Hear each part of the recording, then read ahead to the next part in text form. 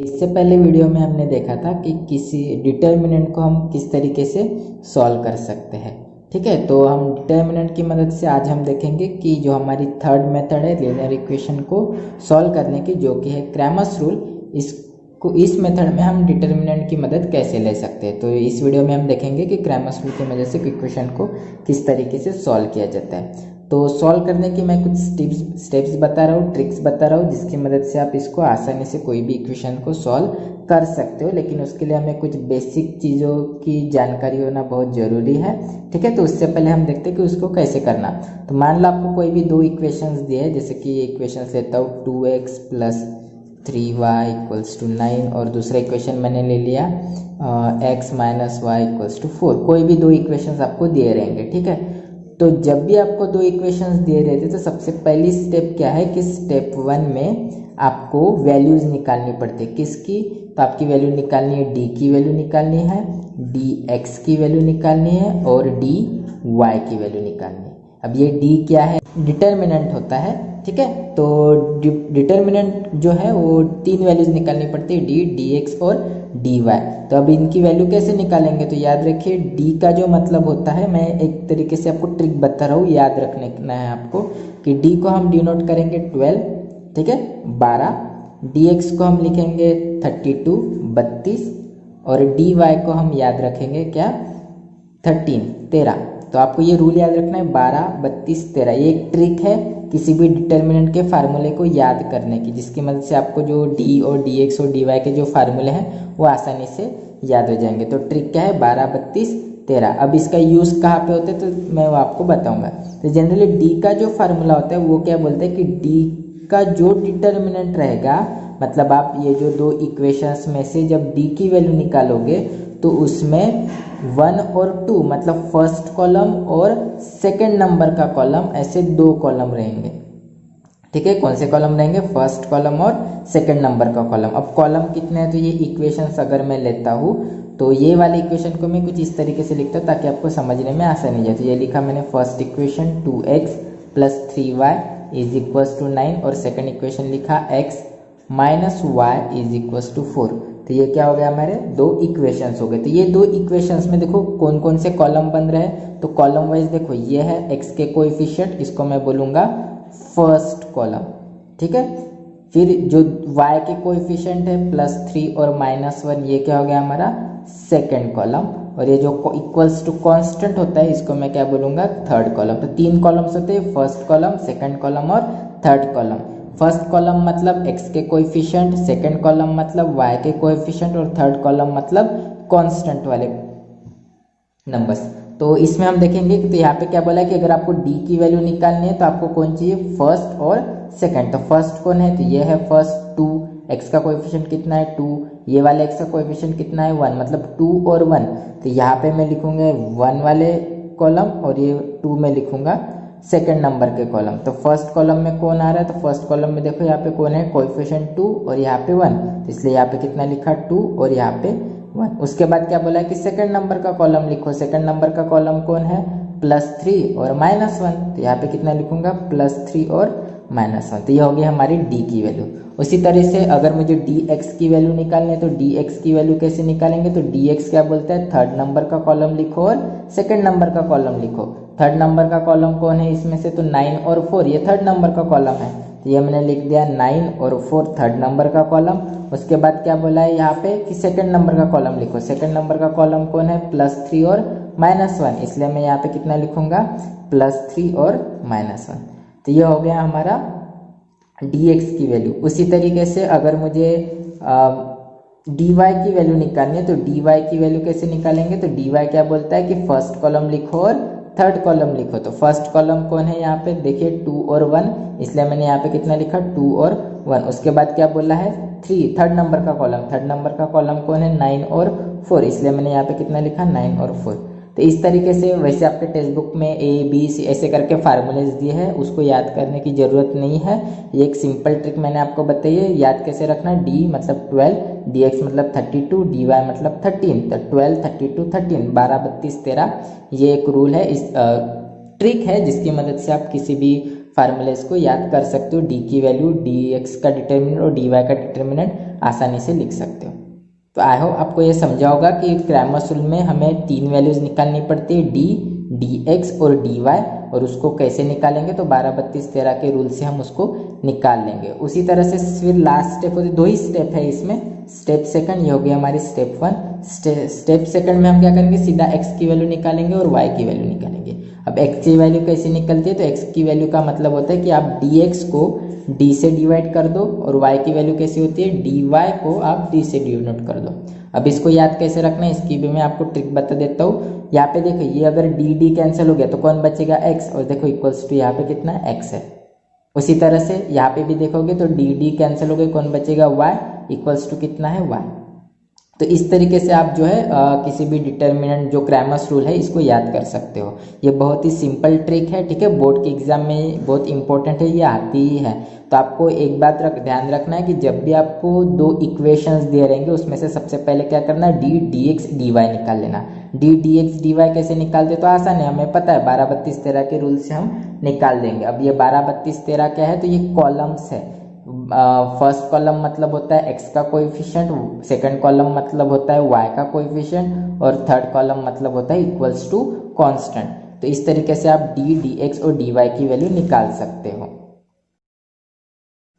तो चलिए इस क्रैमर्स रूल को मैं एक एग्जांपल के तौर पे लिखना कैसे वो आपको बता देता हूँ, ताकि आपको समझने में आसानी जाए। मुझे पता है ये वाले मेथड को मुझे क्रैमर्स रूल से सॉल्व करना है। तो क्रैमर्स रूल को हम किस तरीके से सॉल्व करते हैं, तो सबसे पहले किसकी वैल्यू निकालेंगे, d, उसके बाद dx, उसके बाद dy, dx dy निकल गए, उसको हम 12, 32, 13 की मदद से निकाल लेंगे, और उसके बाद x और y निकाल लेंगे। तो सबसे पहले देखेंगे कि dx और dy कैसे निकालेंगे। तो उसके लिए मुझे कॉलम से एलिमेंट पता होना कि फर्स्ट कॉलम कौन है, सेकंड कॉलम कौन है, थर्ड कॉलम कौन है, ठीक है। तो वो लिख लेते। तो सबसे पहले मैं यहाँ पे क्या लिखूंगा, लेट जो भी मुझे इक्वेशन दिए है 3x - 2y = 3, ये मुझे फर्स्ट इक्वेशन दिया था, ठीक है। और दूसरा इक्वेशन, इसको मैं बोल देता हूँ इक्वेशन नंबर 1। इक्वेशन नंबर 2 क्या दे, इसको नीचे लिखता हूँ ताकि कॉलम्स एलिमेंट समझने में आसानी जाए। तो 2x + y = 16, ये मैंने लिखा सेकंड इक्वेशन। 2 इक्वेशन लिख दिए। अब इसको इक्वेशन 1 और इक्वेशन 2 क्यों बोला, क्योंकि ये स्टैंडर्ड फॉर्म में है। देखो इक्वल्स टू के इस साइड पूरे वेरिएबल्स वाले टर्म है, और इक्वल्स टू के उधर साइड मतलब राइट हैंड साइड में पूरे कांस्टेंट वाले टर्म है। अगर मान लो इस तरह की सिचुएशन नहीं होती है तो आपको उस तरह की सिचुएशन लानी पड़ेगी। क्या करना पड़ेगा, हमेशा अगर मान लो ये वेरिएबल इस साइड नहीं है, राइट हैंड साइड में है, तो आपको लेफ्ट हैंड साइड में लाना पड़ेगा, ठीक है। ये ऑलरेडी लेफ्ट हैंड साइड में वेरिएबल्स है, राइट हैंड साइड में कांस्टेंट है, तो मैंने सीधा इक्वेशन और इक्वेशन 2 लिख लिया है। अब मुझे कॉलम से एलिमेंट देखने की, कॉलम में कौन कौन अरेंज है, राइट। तो कॉलम में देखने के लिए आपको क्या करना पड़ेगा, मैं इसको आप पेंसिल से लिखना, ठीक है, मैं ग्रीन पेन से कर रहा हूँ ताकि समझने में आसानी जाए। ये आपको पेपर में नहीं करना, जो भी मैं ग्रीन पेन से लिख रहा हूँ वो आपको पेपर में नहीं लिखना है। तो ये जो हो गया, ये x के कोएफिशिएंट है दोनों, ये हो गया हमारा फर्स्ट कॉलम। फिर जो y के कोएफिशिएंट है ये वाले, ये क्या हो गया हमारा सेकंड कॉलम, और जो इक्वल्स टू कांस्टेंट है ये क्या हो गया हमारा थर्ड कॉलम। ये सिर्फ समझने के लिए मैंने ऐसी ड्राइंग बनाई है, आपको डायरेक्टली इमेजिन करके उसको करना है। अब मैं इसको सॉल्व करूंगा, मुझे first column, second column, third column पता चल गया। अब मैं dx और dy की वैल्यू निकालूंगा।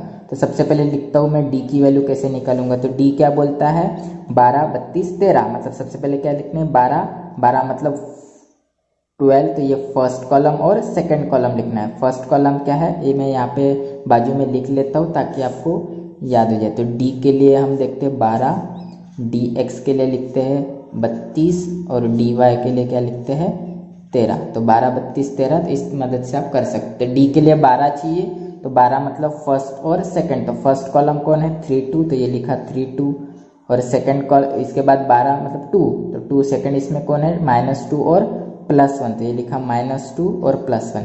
इसको सॉल्व करेंगे, मैं थोड़ा शॉर्टली करता हूँ क्योंकि आपको डिटर्मिनेंट के बारे में मैंने बताया है।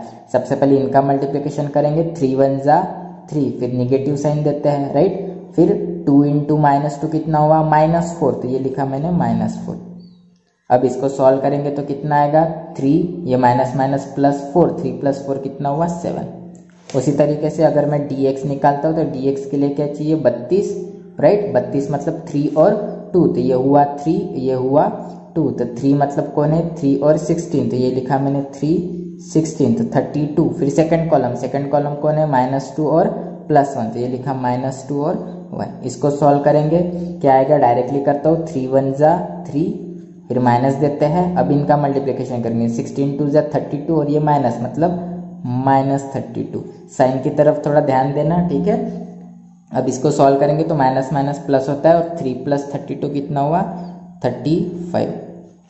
उसी तरह से dy निकालेंगे, तो dy कैसे निकालते हैं, तो हमें पता है dy निकालने के लिए क्या करना पड़ता है, 13 मतलब 13 कौन है, तो ये 1 और 3 मतलब फर्स्ट कॉलम और थर्ड कॉलम। फर्स्ट कॉलम लिखूंगा मैं यहाँ पे 3 2 और थर्ड कॉलम कौन है, 3 और 16। इसको सॉल्व करेंगे, कैसे करेंगे, तो क्रॉस मतलब ये वाला मल्टीप्लाई हो जाएगा, 16 3 जा 48, फिर माइनस देते हैं, फिर 2 3 से 2 3 जा 6, तो यहाँ पे लिखा 6 और 48 - 6 कितना हुआ, तो ये हुआ 42। तो 3 वैल्यूज मिल गए मुझे, d की वैल्यू, dx की वैल्यू, dy की वैल्यू। अब मुझे निकालना क्या है, सेकंड स्टेप x और y निकालो। तो x कैसे निकालते हैं, x का मतलब क्या होता है, dx/d, ठीक है। ये आपको प्रैक्टिस करोगे ना तो याद ही हो जाएगा, बहुत सिंपल है। तो dx की वैल्यू कितनी आई, तो मुझे पता है dx = कितना है, 35, इसलिए dx की जगह कितना लिखूंगा, 35 डिवाइड बाय लिखा। उसके बाद क्या बोला है, d की वैल्यू कितनी है, 7, तो इसलिए मैंने यहाँ पे कितना लिखा, 7। और मुझे पता है 35 को अगर 7 से डिवाइड करेंगे तो कितना आएगा, 5, इसलिए 7 5 से 35, इसलिए यहाँ पे कितना है, 35।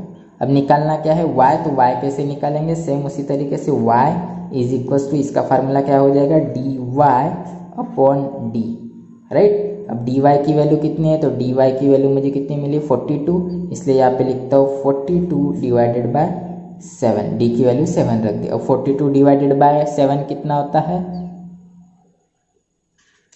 राइट, इसलिए मैंने यहाँ पे कितना लिख दिया, 6 लिख दिया। तो x की वैल्यू मुझे कितनी आई, तो देयरफॉर x, y कोऑर्डिनेट्स क्या मिले, मुझे आंसर क्या मिला, x की वैल्यू मिली 5 और y की वैल्यू कितनी मिली, 6। तो यही हमारा क्या हो गया, आंसर हो गया। तो था ना इजी, इसमें आपको बस कुछ नहीं करना है, d dx dy निकाल लो, उसके बाद x और y निकाल दो। d dx dy कैसे निकालते, तो 12 32 13 की मदद से आप निकाल सकते हो।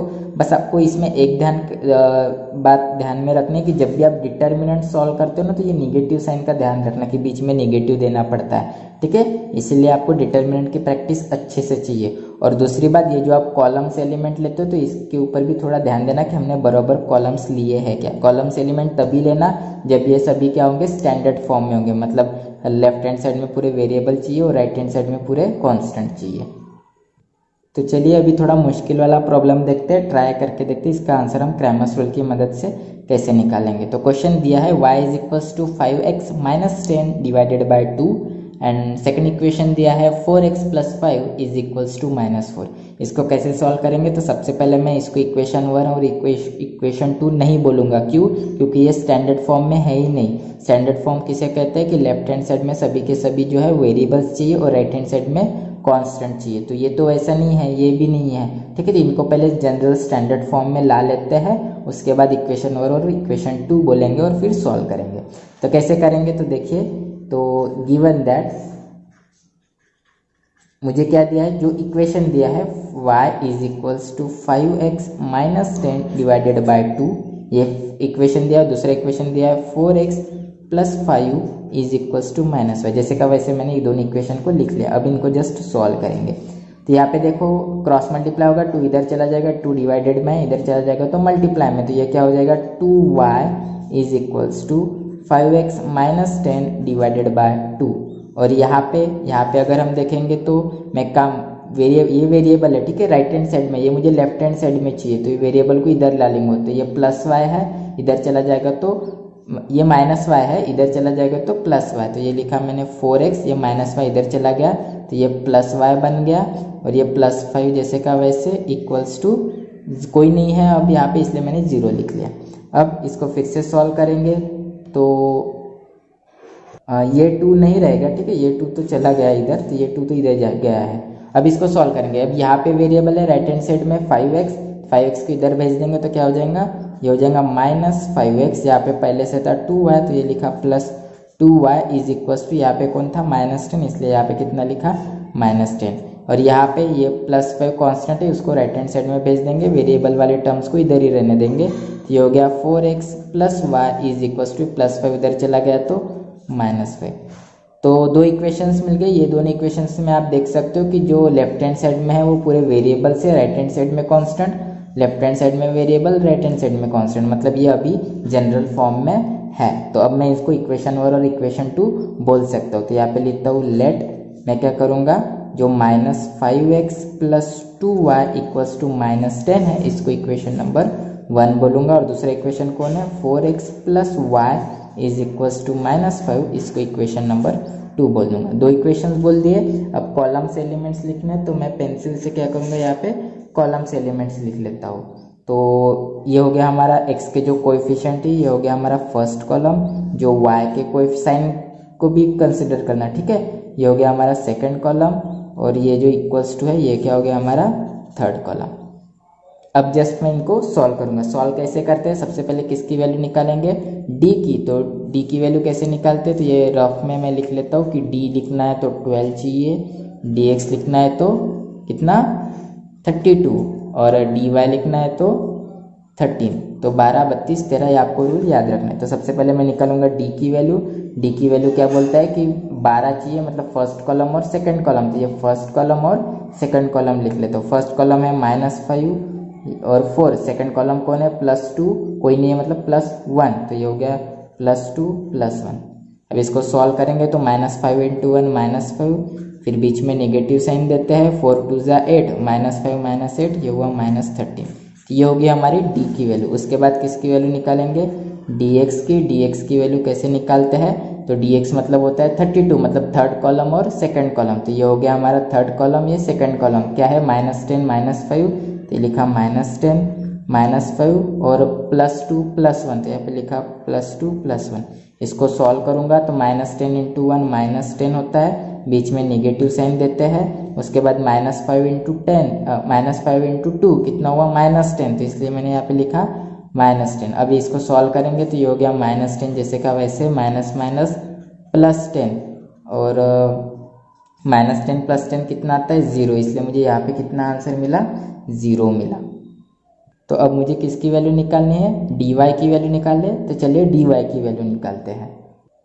तो dy की वैल्यू कैसे निकालते हैं, तो dy = ये डिटर्मिनेंट एज इट इज रहेगा, ठीक है। डिटर्मिनेंट dy का मतलब कितना, 13, मतलब फर्स्ट कॉलम और थर्ड कॉलम। हमारा फर्स्ट कॉलम क्या था, -5 4, इसलिए मैंने यहाँ पे कितना लिखा, ये लिखा फर्स्ट कॉलम -5 4, ठीक है। उसके बाद क्या बोला है, थर्ड कॉलम कौन है, -10 और -5, तो इसलिए लिखा यहाँ पे -10 और -5। अब जस्ट इसको सॉल्व करेंगे तो कितना आएगा, -5 × -5, -5 + 5 25, तो ये लिखा 25, फिर माइनस साइन देते हैं, राइट। अब इनका मल्टीप्लिकेशन, तो 4 × -10 -40, तो ये लिखा -40। अब माइनस प्लस होता है, इनके एडिशन करेंगे तो 25 + 40 कितना होगा, ये होगा 65। तो ये हो गया हमारी dy की वैल्यू। तो मुझे 3 वैल्यूज मिली है। कौन सी 3 वैल्यू मिली, d की वैल्यू मिली -13, dx की वैल्यू 0 और dy की वैल्यू 65। अब किसकी वैल्यू निकालेंगे, स्टेप 2 x और y की। तो x = क्या होता है, dx/d, ठीक है। dd कैंसिल, देखो x ही बचता है। dx की वैल्यू कितनी है, 0, तो इसलिए मैंने यहाँ पे कितना लिखा, 0 डिवाइडेड बाय d की वैल्यू कितनी है, -13, इसलिए मैंने यहाँ पे कितना लिखा, -13। अब मुझे पता है कि न्यूमरेटर में अगर 0 आता है तो आंसर क्या आ जाएगा, पूरा का पूरा 0, और 0 को साइन नहीं रहती प्लस और माइनस, इसलिए इसका आंसर क्या आ गया, 0 आ गया। अब y की वैल्यू निकालनी है, तो y = क्या होता है, dy/d। dy की वैल्यू कितनी आई थी मेरी, dy की वैल्यू यहाँ पे देखो कितनी आई थी, 65, इसलिए यहाँ पे कितना लिखा, 65 डिवाइडेड बाय ये d की वैल्यू -13, और 13 डिवाइडेड बाय मतलब 65 डिवाइडेड बाय -13, तो ये कितना हो जाएगा, तो ये 13 5 से 65, तो ये हो गया -5। ये नेगेटिव साइन मैंने यहाँ पे लिख लिया, तो -5। तो x की वैल्यू आ गई 0, y की वैल्यू आ गई -1, तो इसलिए x, y, इसका आंसर मेरा कितना आया, 0, -5। तो इस तरीके से आप क्रैमर्स रूल के जो क्वेश्चन है वो सॉल्व कर सकते हो। बस आपको ध्यान रखना है कि dA, dx, dy से 3 वैल्यूज निकालने, फिर x और y। तो इस तरह से आप किसी भी क्वेश्चंस को बाय क्रैमर्स रूल की मदद से सॉल्व कर सकते हो। एक बात ध्यान रखना, क्रैमर्स रूल में हमेशा जो इक्वेशंस है वो स्टैंडर्ड फॉर्म में ही चाहिए, मतलब लेफ्ट हैंड साइड में वेरिएबल और राइट हैंड साइड में कांस्टेंट, तभी आपका जो आंसर है वो आ जाएगा। तो प्रैक्टिस सेट में जो भी क्वेश्चंस दिए उसको सॉल्व कीजिए और उसको ट्राई कीजिए। उसमें अगर कुछ भी प्रॉब्लम्स आती है तो मुझे कमेंट सेक्शन में बताइए।